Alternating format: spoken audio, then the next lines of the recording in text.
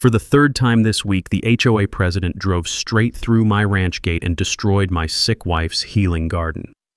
That was the morning I decided it would be the last time. It was 6:30 a.m. in rural Texas. I stood at my kitchen window with a cup of coffee as her white Lexus ripped through my private gate like it was a public road. Tires crushed the bluebonnets my wife planted during chemotherapy. My cattle scattered. Her oxygen machine on the porch suddenly cut out. She never even slowed down. What this HOA Karen didn't know was that I had spent the entire weekend installing solid steel bollards right across that driveway. And the very next time she tried to use my land as her shortcut, her Lexus never made it through my gate again. What would you do if someone kept driving through your dying wife's sanctuary?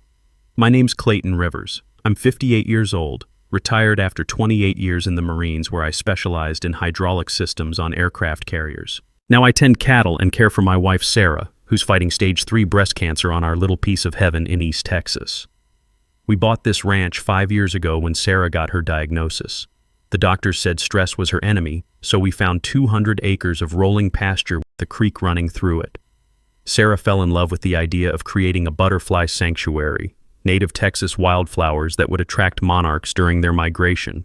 On her good days between chemo sessions, she'd sit on our wraparound porch, oxygen tank beside her chair, watching those orange and black wings dance through her garden. The ranch sits about 2 miles outside the city limits, surrounded by open land in one fancy subdivision called Meadowbrook Heights.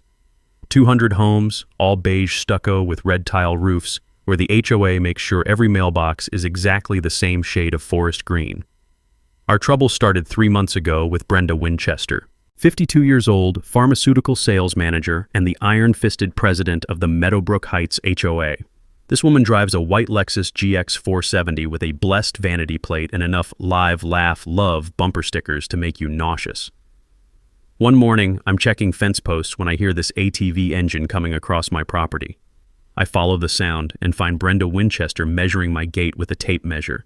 She's wearing a navy business suit and high heels, completely out of place on a cattle ranch. "Ma'am, this is private property," I tell her, keeping my voice calm like the Marines taught me. "Could you please use the public access road?"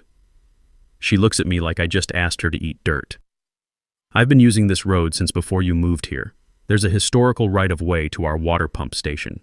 Deal with it." Now, I've dealt with roadside bombs in Afghanistan and drunk sailors on shore leave, but nothing prepared me for the pure entitlement in this woman's voice. She climbs back on her ATV and roars off toward the subdivision, leaving deep ruts in Sarah's carefully maintained gravel path. The smell of diesel exhaust hung in the air long after she disappeared. I walked back to the house where Sarah was sitting on the porch, watching a monarch butterfly that had landed on her honeysuckle vine. "Who was that, honey?" she asked, her voice weak from yesterday's chemo session. "Nobody important," I said, but my hands were already shaking. Not from fear, from barely controlled rage. In the military, we called it seeing red. When someone threatens what you're sworn to protect, every instinct screams to eliminate the threat. But this wasn't Afghanistan. This was Texas, where we settle things legally, usually.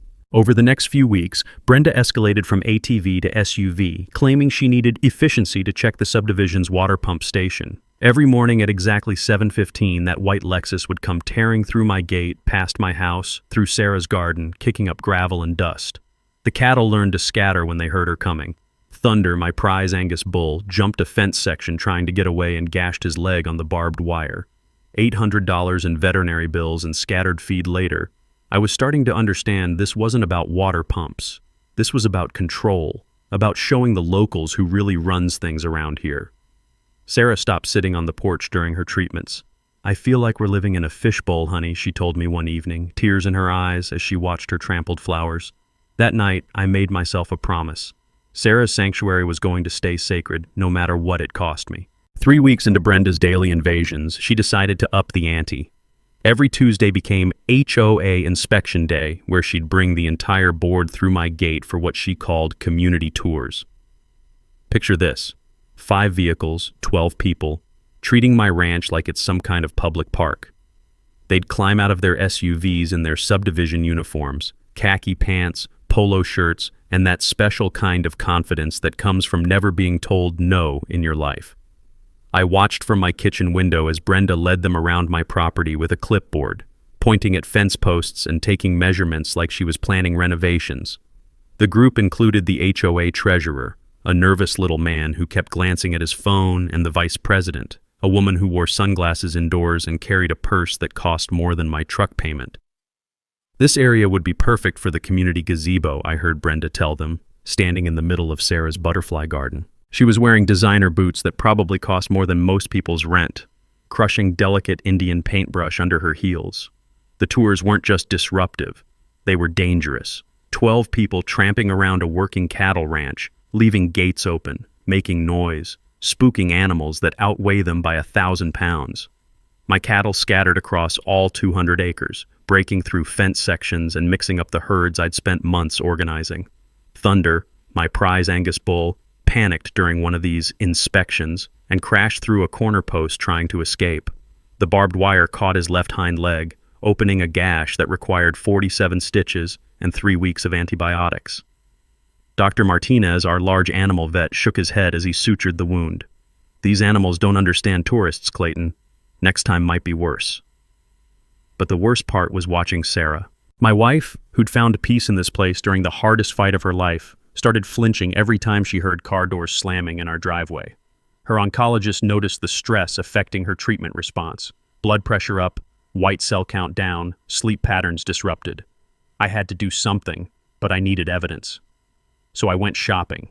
Military training teaches you that intelligence wins wars, not firepower. I spent $800 at the electronics store on 6 trail cameras with motion sensors, the same passive infrared technology we used for perimeter security overseas. I positioned them with overlapping coverage zones, concealed in fence posts and tree branches, creating a surveillance net that would make the Pentagon proud. The cameras revealed something interesting. Brenda wasn't just bringing HOA members through my property, she was charging them. I caught her on video collecting $50 bills from neighbors who wanted to experience what she advertised on the Meadowbrook Heights Facebook page as authentic Texas ranch tours. Here's a knowledge nugget for you. Trail cameras use passive infrared sensors that detect heat signatures from up to 40 feet away. They're motion-activated, weatherproof, and can run for 6 months on lithium batteries. Same technology the military uses, but you can buy them at any sporting goods store. Translation: you can document trespassing professionally without spending a fortune. But catching Brenda in the act wasn't a deterrent. It was just intelligence gathering. She spotted my cameras on her 3rd tour and actually smiled and waved at them. "Can't stop me from using my road," she called out, like she was daring me to try. That evening, I sat at my kitchen table reviewing the footage on my laptop. 47 separate trespassing incidents in 3 weeks, each one time-stamped and GPS tagged. I cross-referenced the dates with HOA meeting minutes that Brenda posted online, looking for patterns. The pattern was chilling. Every ranch tour happened exactly 1 day before HOA votes on rural property concerns. She was using my land to build political support for whatever scheme she had planned next. I called my Marine buddy Jake, who'd become a lawyer after his discharge. He reviewed the video footage and whistled low. "Clayton, this is clear criminal trespassing with commercial intent, but proving she's charging for access to your property requires more documentation." "What kind of documentation?" "Financial records, advertising materials, witness statements. Build a case that shows pattern and intent." That night, Sarah found the energy to plant a new section of her butterfly garden, zinnias and cosmos that would bloom in late summer. She worked slowly, stopping frequently to rest, but her eyes had that determined sparkle I'd fallen in love with 28 years ago. "No one drives through your flowers again," I promised her. "I know, honey. I trust you." But trust wasn't going to be enough. This was just the beginning. 2 weeks later, Brenda made her boldest move yet. She filed an official claim with the county for a right-of-way easement on my property and announced plans to install an HOA security booth right next to my gate. The letter from county planning hit my mailbox like a legal grenade. Notice of easement claim hearing, Meadowbrook Heights HOA versus Rivers Ranch property. The hearing was scheduled for the following Thursday at 2 p.m. "Community safety requires monitoring rural activities," Brenda explained to the local newspaper. "We need to ensure agricultural operations don't impact our neighborhood's property values." The immediate impact was devastating.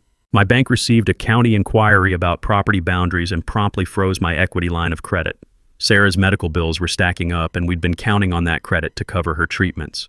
The insurance company launched their own investigation into alleged commercial use of our ranch, threatening to void our homeowner's policy. Neighbors started asking questions. "Is it true you're running some kind of business out there, Clayton?" The doubt in their voices cut deeper than Brenda's lies. I couldn't sleep that night, lying next to Sarah in our bed, listening to her oxygen concentrator cycling on and off. My hands were shaking again, the first time since Afghanistan. This wasn't combat, but it felt like war. The next morning, I hired a professional surveyor and drove to the county courthouse. If Brenda wanted to play legal games, I'd show her what 28 years of military precision looked like applied to civilian problems. The surveyor, a grizzled old-timer named Pete, used GPS equipment accurate to within 2 inches, the same satellite technology that guided artillery strikes overseas. "This is military-grade surveying, Clayton. We'll know exactly where every boundary line runs." Here's something most people don't know. Professional survey equipment uses the same GPS satellite constellation as military targeting systems. It can pinpoint property boundaries with surgical precision, and those measurements hold up in any court. Translation: when someone claims your land, get it surveyed professionally. Emotions don't win property disputes, documentation does. The courthouse smelled like old paper and disappointment. I spent 6 hours in the basement records room, photographing decades of property deeds and easement documents. Military training kicked in, systematic intelligence gathering, pattern recognition, attention to detail. What I found made my blood run cold. There were no historical easements on my property. None. The previous owner had never granted access rights to anyone. That road existed because it was convenient, not because it was legal. But here's the mini twist. The survey revealed something Brenda didn't expect. Her precious HOA water line was illegally crossing 3 other properties besides mine. For 15 years, she'd been trespassing on multiple ranches, not just mine. I drove straight to my neighbors. Tom Henderson, who ran cattle on the section north of me. Maria Santos, whose family had owned their land for 4 generations. Bill Crawford, a retired teacher who raised quarter horses. "You're telling me this HOA line crosses my property without permission?" Tom asked, studying the survey maps spread across his kitchen table. 15 years of illegal trespassing, I confirmed. "And I bet you never saw a penny in compensation." That's when the real story emerged. Brenda had been systematically intimidating all the rural property owners, threatening lawsuits, filing nuisance complaints, creating paper trails to justify her enforcement actions. She wasn't just targeting me, she was running a campaign against anyone who didn't fit her suburban vision. The county planning meeting was held in a sterile conference room with fluorescent lights that hummed like angry wasps. Brenda arrived in her Navy business suit, carrying a leather portfolio and radiating the confidence of someone who'd never lost a fight. I came in my cleanest jeans, carrying a banker's box full of documentation. "Mr. Rivers," the planning director said, "Mrs. Winchester claims historical usage rights to access community water infrastructure." I opened my box. "Sir, I've got 40 years of property records, professional survey documentation, and evidence that no such easement has ever existed. Furthermore, I can prove the HOA's water system is illegally crossing multiple private properties without compensation or permission." Brenda's face went white. That's impossible. We have documentation." "Ma'am, I'd be very interested to see that documentation." The planning director leaned forward. "Mrs. Winchester, do you have legal easement documents for the property access you're claiming?" I watched her squirm for 30 seconds of beautiful silence before she said, "I'll need to consult with our attorney." "Then this hearing is postponed pending documentation review," the director said. As we filed out of the room, the planning director pulled me aside. "Off the record, Mr. Rivers. Her claim has no merit, but she's got political connections. Document everything." That night, Sarah was strong enough to sit on the porch. We watched a pair of monarch butterflies dancing around her zinnia patch as the sun set behind our pastures. "How'd it go today?" she asked. "We're winning," I said, "but this isn't over." Brenda Winchester didn't take losing gracefully. 2 days after the county meeting, she filed a formal nuisance complaint against our ranch, demanding what she called agricultural modernization and threatening daily fines of $500 until we complied with her undefined standards. The complaint was 12 pages of legal gibberish that basically boiled down to, "This cattle ranch makes our neighborhood look bad, so shut it down." She claimed our livestock operations violated health codes, our structures needed inspection, and our property was reducing home values in Meadowbrook Heights by an average of $15,000 per house. The county inspector showed up the next Tuesday morning in a white pickup truck with official plates. His name was Rodriguez, and he looked like a man who'd rather be fishing than dealing with HOA drama. "Mr. Rivers, I've got to investigate this complaint, but between you and me, it looks like bureaucratic harassment. Your operation is cleaner than most facilities I inspect." Still, he had to follow protocol. 3 hours of walking my property, checking feed storage, water systems, and waste management. Everything passed, but the stress was eating Sarah alive. She collapsed during her chemo session that Thursday and spent the night in the hospital. I sat in that plastic chair next to her bed, listening to monitors beep and watching IV drips, making a decision that would change everything. The smell of antiseptic couldn't mask the scent of fear in that room. Fear that stress was winning the battle against cancer. That weekend, I drove back to the courthouse. 3 days in the records room, photographing every document I could find. Military intelligence training from Afghanistan, applied to Texas property law. I was looking for patterns, inconsistencies, anything that would explain Brenda's confidence. Here's what most people don't understand about public records. They're public for a reason. Property deeds, permit applications, tax records, it's all there if you know how to look. I spent 72 hours learning the paper trail of my own neighborhood, and that's when I found the smoking gun. The original water easement that Brenda claimed gave her access rights had expired in 1987. Expired, as in no longer valid, no longer legal. The county had sent official notice to the HOA requiring renewal, but nobody ever responded. The legal department assumed compliance and never followed up.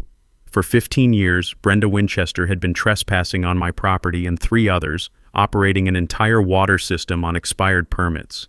She was running a sophisticated criminal enterprise, and she probably didn't even realize it. Here's a knowledge nugget that could save your property. Easements aren't permanent unless specifically written that way.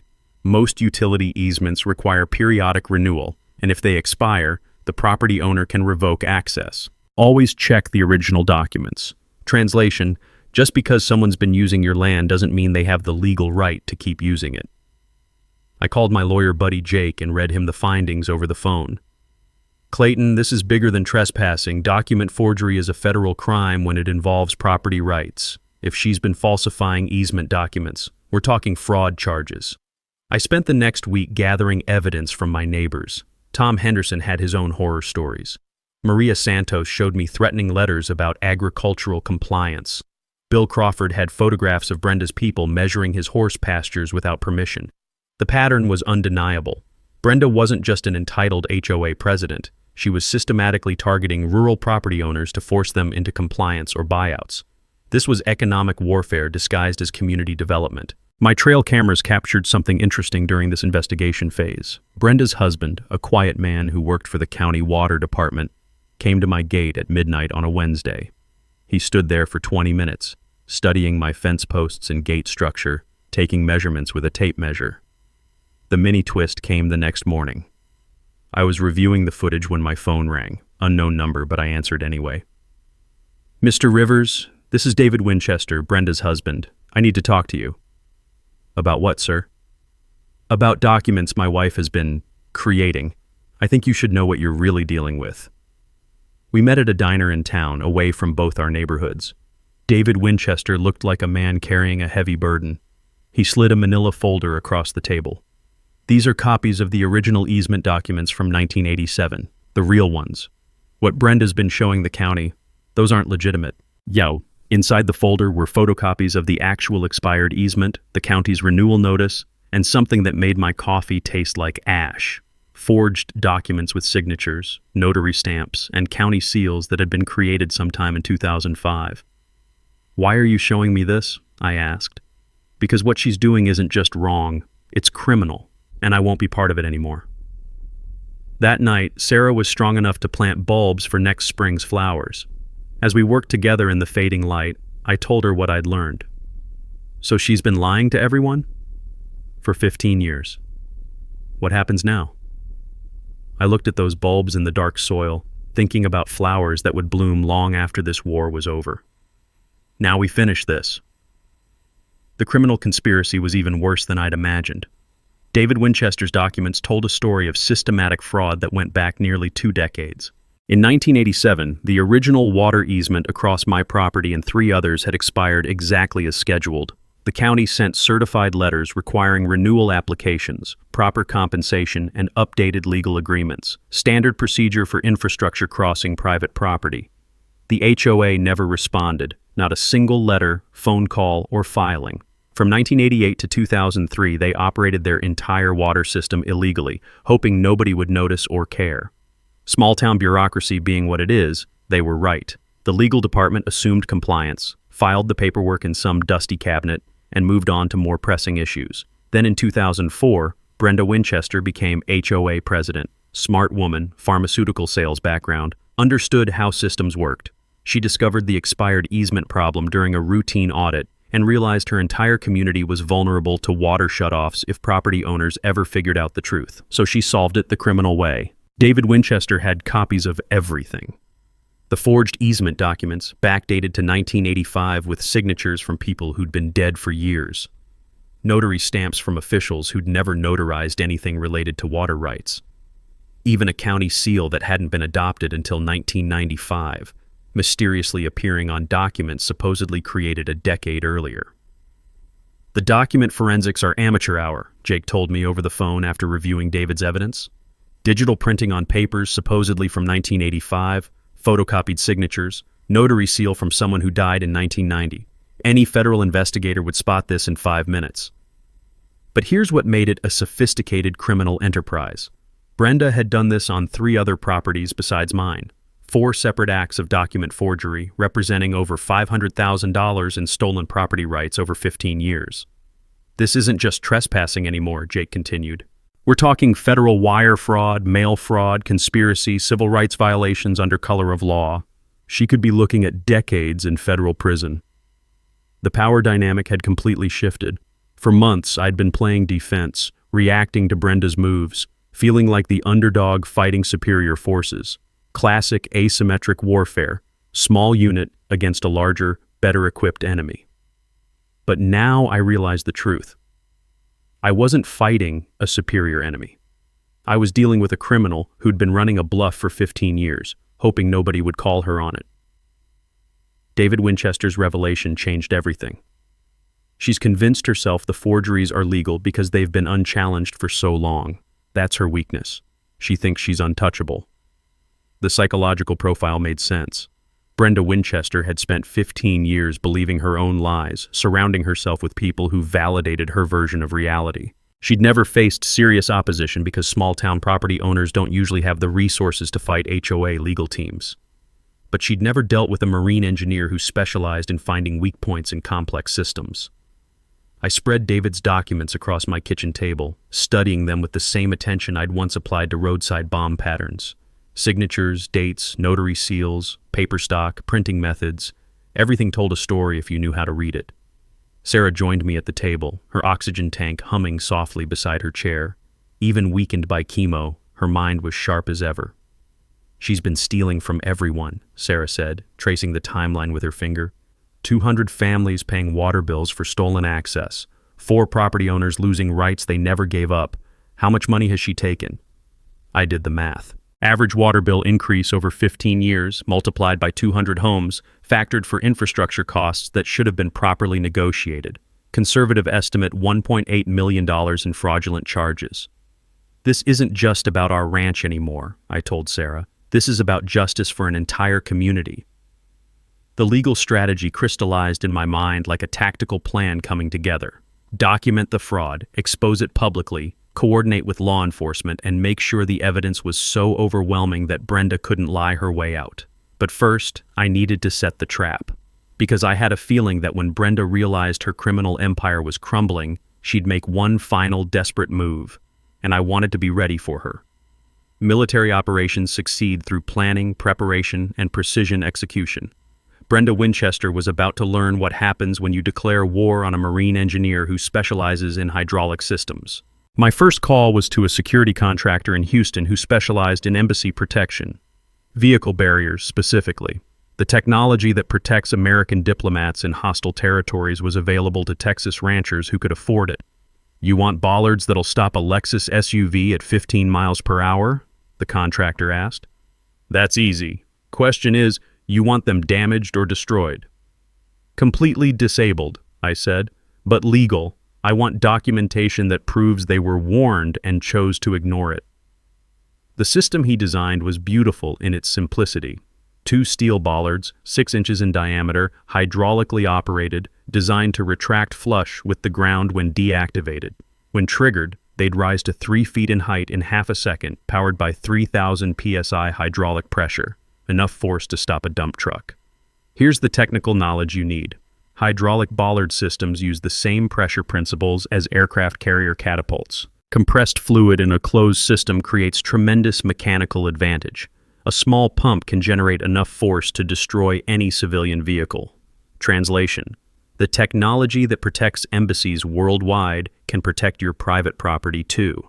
The sensor system was equally sophisticated, weight-detecting pressure plates embedded in the road surface, calibrated for vehicles over 3,000 pounds traveling faster than 5 miles per hour. Motion sensors provided backup detection, and everything fed into a central controller with remote override capability. Total cost: $12,000 installed. About what I'd been spending annually on Brenda's property damage. But the physical trap was only one element of the strategy. I needed legal documentation that would stand up in federal court. Jake connected me with a prosecutor friend who specialized in white-collar crime. Jennifer Martinez had spent 10 years with the FBI Financial Crimes Unit before moving to Texas. She reviewed David Winchester's evidence and whistled appreciatively. "This is the cleanest document forgery case I've seen in years. Federal prosecutors love slam dunks like this." I filed comprehensive complaints with the county sheriff, district attorney, state attorney general, and FBI field office. Each package included the same evidence: original expired easements, forged documents, financial analysis, victim statements, and property damage documentation. The investigation timeline coordinated perfectly with Brenda's schedule. Every spring, the HOA held its annual water system inspection, inviting county officials, board members, and residents to tour the infrastructure. Public relations exercise to justify their management fees. This year's inspection was scheduled for April 15th. Perfect opportunity for maximum exposure. I recruited allies systematically: Tom Henderson, Maria Santos, and Bill Crawford, the other property owners affected by Brenda's fraud. The local veterans organization who'd been looking for a good fight since the VA hospital controversy. Our County Ranchers Association, always eager to oppose suburban development pressure. Jennifer Martinez arranged for federal investigators to monitor the situation. We can't arrest her until she commits a federal crime in our presence, but document forgery gives us jurisdiction once the evidence is solid. The media strategy was equally important. Our local newspaper editor, a crusty old-timer named Pete Hoffman, had been suspicious of HOA politics for years. He agreed to investigate the water fraud story, pending a triggering event that would justify front-page coverage. I installed the bollard system on a Tuesday morning. Professional installation crew, permits filed with the county, warning signs posted according to state requirements. Private property, authorized vehicles only, security measures in place. The bollards were invisible when retracted, just 2 circular covers flush with the gravel road. But the control system in my house showed their status on a laptop screen. Armed, sensors active, hydraulic pressure nominal. High-resolution cameras covered every angle, motion-activated, infrared-capable, 4K video with audio recording, tamper-proof housing, encrypted wireless transmission to cloud storage, admissible in federal court. Sarah helped me test the system that evening, driving her small Honda over the sensors at various speeds. Below 5 miles per hour, nothing happened. The bollards stayed down. Above that threshold, warning lights activated before the bollards would deploy. "It's like a mousetrap," Sarah observed, watching the laptop display. "But for someone who's been stealing cheese for 15 years. The final preparation was psychological. I studied Brenda's patterns, her personality, her triggers. Entitled people don't back down when challenged. They escalate. She'd spent 15 years believing she was legally untouchable. When that illusion cracked, she'd make a desperate move to prove her power. I was counting on it. The week before the water inspection, I sent Brenda Winchester a certified letter. Professional, polite, direct. Please use public access roads for all future HOA business. Private property will be protected by security measures as of April 10th. She signed for it on a Thursday. By Friday, the neighborhood gossip network was buzzing with rumors about terrorist tactics and veteran extremism. Sunday night, I set the Bollards to active mode. Monday morning, I sat on my porch with Sarah, drinking coffee and watching monarchs dance around her butterfly garden. "You ready for this?" she asked. "Been ready my whole life." Brenda Winchester's response to my security measures was swift, panicked, and completely illegal. The first sign of desperation came Tuesday morning. My phone started ringing at 6 a.m. Angry calls from Meadowbrook Heights residents who'd received emergency notices about a water crisis caused by uncooperative rural property owner. "Is it true you're holding our water system hostage?" asked Mrs. Patterson, an elderly widow who'd never spoken to me before. "Ma'am, I've never interfered with your water supply. The HOA has been illegally accessing infrastructure across my property, and I've installed security to protect my rights." But the damage was done. Brenda's emergency HOA meeting drew over 100 residents to the community center. I watched from my truck in the parking lot as she addressed the crowd through the windows, gesticulating dramatically at poster boards covered with charts and diagrams. The meeting lasted 2 hours. Afterward, residents filed past my truck, some glaring, others looking confused. Tom Henderson stopped to talk. "She's claiming you're demanding ransom payments for water access," he said. Showed financial projections about rate increases if they have to pay for proper easements. What did the residents say? Split down the middle. Half believe her sob story, half are asking why they never knew about easement issues before. That afternoon, Brenda escalated to direct threats. A certified letter from a Houston law firm, demand for immediate removal of illegal barriers. The language was aggressive, threatening $2 million in damages for intentional interference with community infrastructure. The letter claimed I was violating federal interstate commerce laws, state utility regulations, and county emergency access requirements. Pure legal gibberish, but intimidating enough to scare most property owners into compliance. Jake read the letter and laughed. This attorney has no idea what his client's really done. He's threatening federal action against someone who's documented federal crimes by his client. But the real escalation came Thursday night. My trail cameras caught Brenda's husband David creeping around my gate at 2 a.m. examining the bollard installation with a flashlight. He spent 20 minutes measuring, photographing, and testing the sensor zones. Friday morning brought the mini twist I'd been expecting. David Winchester called my cell phone directly. "Mr. Rivers, I need to warn you about something. Brenda's planning to sabotage your security system during the water inspection Monday. She's hired people to disable it." "What kind of people?" "Men with tools. She's convinced the residents that your barriers are illegal, and she's planning to remove them in front of everyone as a demonstration of community action." This was perfect. Conspiracy to commit vandalism, destruction of property, criminal mischief, all federal crimes when committed to further an existing fraud scheme. "David, why are you telling me this?" "Because I filed for divorce yesterday. I won't be part of her criminal enterprise anymore." I immediately called Jennifer Martinez, the federal prosecutor. She was fascinated by the development. Conspiracy to destroy evidence in a federal investigation? That's obstruction of justice. We can arrest her the moment those tools touch your property. Saturday morning, I upgraded the security system. Additional cameras, motion sensors, and a direct emergency line to the sheriff's department. If Brenda wanted to commit federal crimes in front of witnesses, I'd document every second. The psychological pressure was getting to her. Social media posts became increasingly erratic. Friday evening, she live-streamed a rant about rural extremism threatening family safety. The video went viral on the neighborhood Facebook groups, but not in the way she expected. Comments poured in questioning her version of events. Why wasn't easement renewal handled properly? What documentation exists for these access rights? How much has this cost us over the years? Her responses became defensive, then angry, then desperate. "You people don't understand legal complexities. I've been protecting this community for 15 years while ungrateful residents question my expertise." Sunday afternoon brought the final escalation. Brenda organized what she called a convoy for community water rights. 15 HOA vehicles planning to drive through my ranch simultaneously during Monday's inspection. She announced the plan on Facebook Live. Tomorrow, we're going to demonstrate that no one threatens our community's water supply. Rural extremists need to understand that 200 families won't be intimidated by one angry veteran. The video revealed everything I needed to know about her mental state: rapid speech, defensive posture, increasingly wild accusations. This wasn't strategic thinking. This was panic. Jennifer Martinez watched the live stream from her office. She's going to commit multiple federal crimes on camera in front of witnesses while live streaming the evidence. I've never seen a cleaner criminal case. That evening, Sarah and I sat on the porch, watching her butterfly garden bloom in the fading light. Monarchs were arriving for their spring migration, just like she'd planned.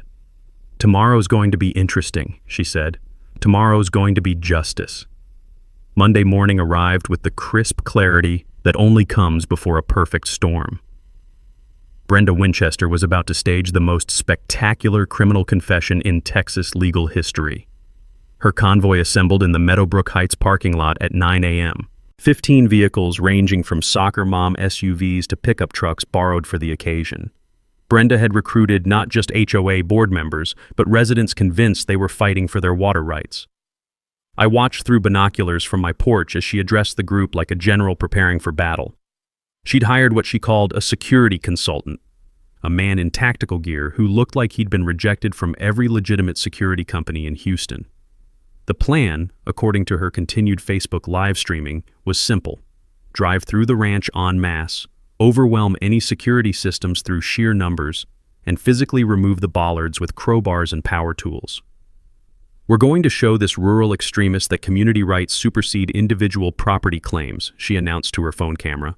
200 families deserve water, more than one selfish veteran deserves privacy. What she didn't know was that her security consultant was actually an unlicensed private investigator named Marcus Webb, who'd been convicted of fraud in Louisiana and was operating illegally in Texas. Jennifer Martinez had identified him through his license plate during surveillance. At 10:15 a.m., the convoy started moving.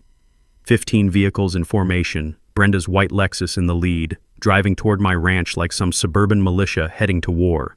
I activated the bollard system from my laptop, armed all cameras, and called the sheriff's department emergency line.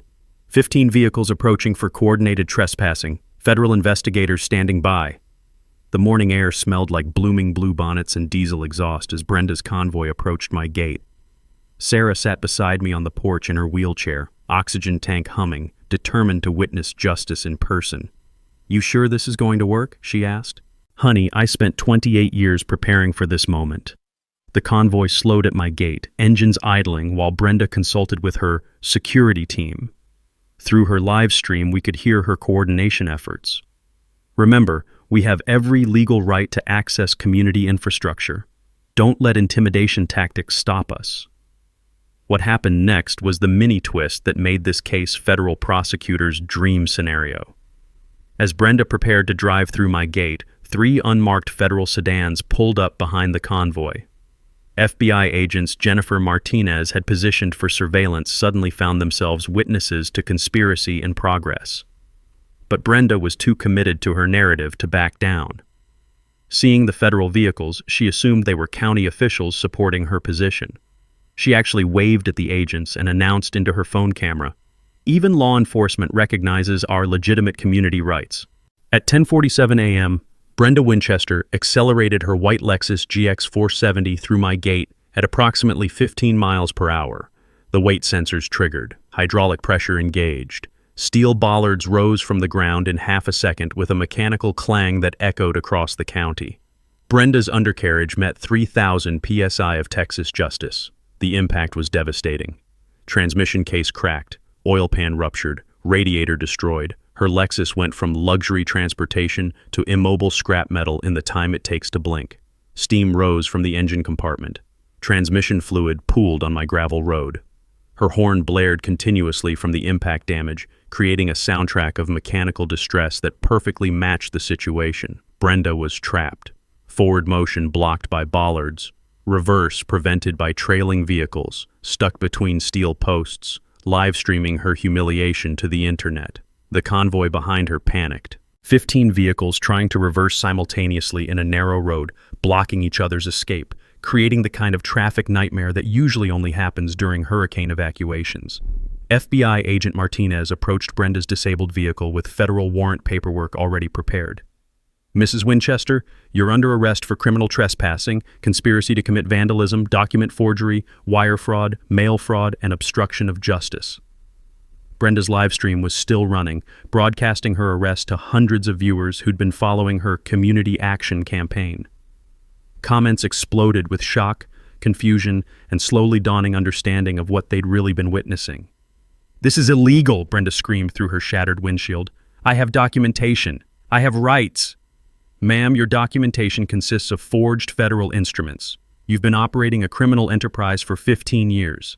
The security consultant tried to flee on foot across my pasture but was tackled by Agent Rodriguez near Sarah's butterfly garden. Watching a criminal get arrested in a field of blooming wildflowers felt like poetic justice. By noon, 3 people were in federal custody, 15 vehicles were impounded as evidence, and the Meadowbrook Heights water crisis was over. The smell of leaked transmission fluid couldn't mask the sweet scent of justice finally served. The scene at my ranch looked like something from a disaster movie, if disasters involved federal arrests and mechanical justice. Brenda Winchester's white Lexus sat disabled between my steel bollards like a monument to criminal stupidity. Steam continued rising from the destroyed engine, and that continuous horn blast created a soundtrack that could probably be heard in the next county. Transmission fluid spread across the gravel in an abstract art pattern that would make Jackson Pollock proud. Within minutes, my ranch became the center of a law enforcement convention. 3 FBI vehicles, 2 county sheriff cruisers, 1 state police unit, and a tow truck that would need heavy-duty equipment to extract Brenda's vehicle from its steel trap. But the real audience was growing by the minute. Word spreads fast in rural Texas, especially when it involves federal arrests and mechanical carnage. Neighboring ranchers arrived on horseback and in pickup trucks. Veterans from the local VFW post came to support one of their own. Even some Meadowbrook Heights residents showed up, drawn by curiosity and the entertainment value of watching their HOA president get arrested on live stream. News crews from 2 different stations were already en route, having monitored Brenda's Facebook Live coverage of what she'd promoted as community action for water rights. Agent Jennifer Martinez took control of the scene with the efficiency of someone who'd done this before. She approached Brenda's trapped vehicle with federal warrant paperwork and a voice amplifier that ensured everyone could hear the charges. "Brenda Winchester, you're under arrest for violations of federal fraud statutes, specifically document forgery, wire fraud, mail fraud, conspiracy to commit vandalism, and obstruction of justice in an ongoing federal investigation." Brenda's response, broadcast live to her Facebook audience, was pure panic mixed with entitled rage. "This is illegal. You can't do this. I have community support. I have rights." "Ma'am, your rights don't include forging federal documents or trespassing on private property." The crowd was growing. Tom Henderson arrived with Maria Santos and Bill Crawford, the other property owners affected by Brenda's 15-year fraud scheme. Local veterans formed an honor guard around Sarah's wheelchair, ensuring she had front-row seats to justice being served. Here's when I delivered my mic drop moment. Walking calmly to the disabled vehicle, I handed Agent Martinez a complete evidence package I'd prepared for this exact situation. "Agent Martinez, this folder contains 15 years of documented fraud, including forged easement documents, financial analysis showing $1.8 million in stolen property rights, and video evidence of criminal trespassing." I paused to look directly at Brenda through her broken windshield. "Ma'am, this is what happens when you declare war on a marine engineer." The crowd erupted in applause. Sarah's oxygen tank couldn't mask her laughter. Even some of the federal agents were grinning. But the real theatrical moment came when I activated my ranch's digital billboard, a purchase I'd made specifically for this day.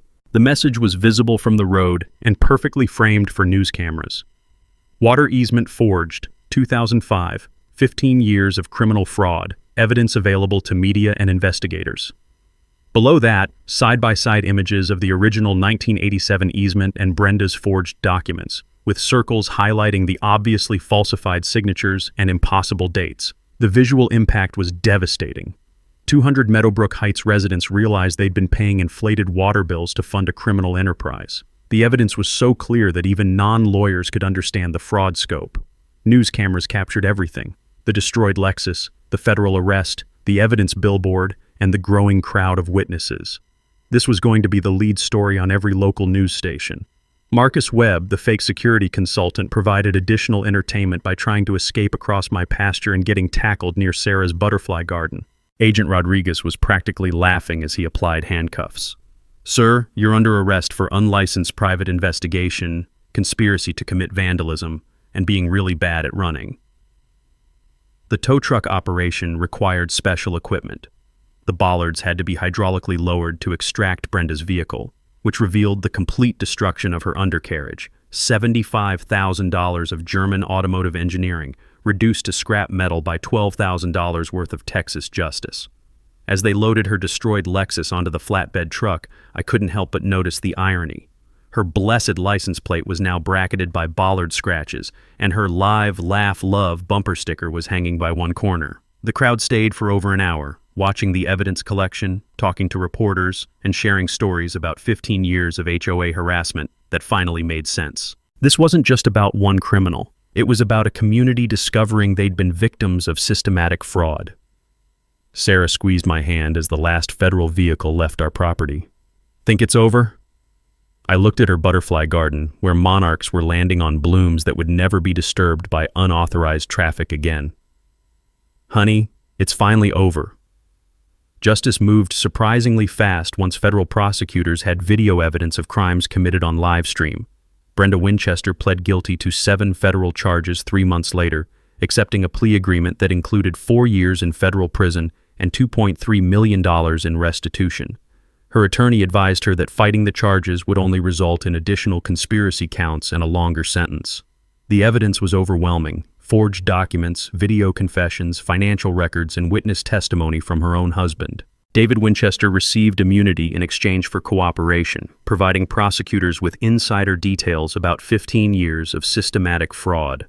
Marcus Webb, the fake security consultant, got 18 months for conspiracy and operating without a license. His criminal record in Louisiana revealed this wasn't his first attempt at privatized law enforcement. The HOA board dissolved completely within 2 weeks of the arrests. Emergency elections brought in new leadership that immediately negotiated legitimate easement agreements with all affected property owners. My ranch received $5,000 annually for legal waterline access, fair compensation that should have been paid decades ago. The class action lawsuit representing 200 Meadowbrook Heights residents settled for $1.8 million, recovering 15 years of overcharges for fraudulent infrastructure costs. Each family received approximately $9,000, plus legal fees covered by Brenda's seized assets. Sarah's medical bills, which had been mounting during the stress of our legal battle, were completely covered by donations from the Veterans Organization and settlement overflow funds. Her oncologist reported that removing the stress dramatically improved her treatment response. My Bollard system became a neighborhood attraction. Property rights attorneys from across Texas visited to study the installation, and I started consulting part-time with other property owners facing HOA harassment. Turns out there's a market for military precision applied to civilian property defense. The Spring Water Festival launched 6 months later, funded by settlement money and designed to celebrate legal water access and community cooperation. Sarah's butterfly garden became the festival centerpiece, attracting monarch researchers from the state university who established a permanent observation station. The festival also served another purpose: education. Displays explaining property rights, easement law, and document authentication helped residents understand how they'd been victimized and how to prevent future fraud.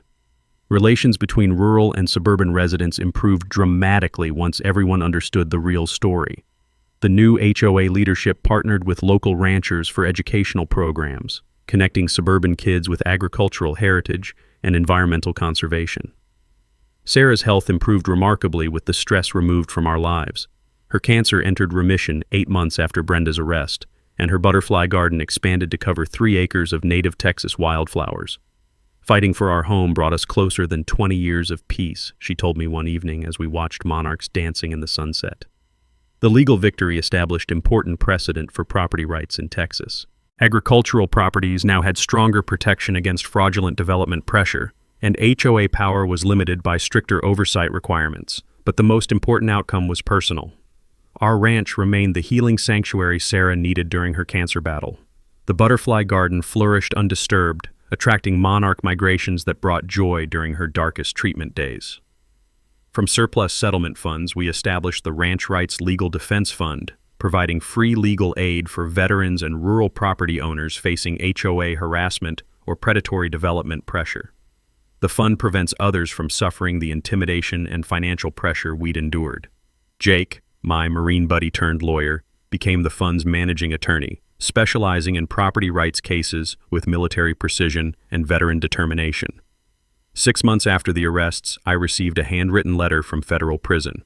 Brenda Winchester, expressing remorse and requesting forgiveness for the pain she'd caused Sarah during cancer treatments. I showed the letter to Sarah, who read it thoughtfully before responding, "Forgiveness is for our healing, not her redemption. I forgive her, but consequences remain." The Bollards are still active, though they've never needed to engage again. Word spreads quickly in rural communities about what happens when criminals target the wrong ranch. But that's not the end of the story. 3 months later, another Karen from the next county over tried to claim mineral rights under our land, armed with similarly fraudulent documentation and entitled attitude. Big mistake. If you've got an HOA nightmare story, share it below. I read every comment and respond to questions about property rights defense.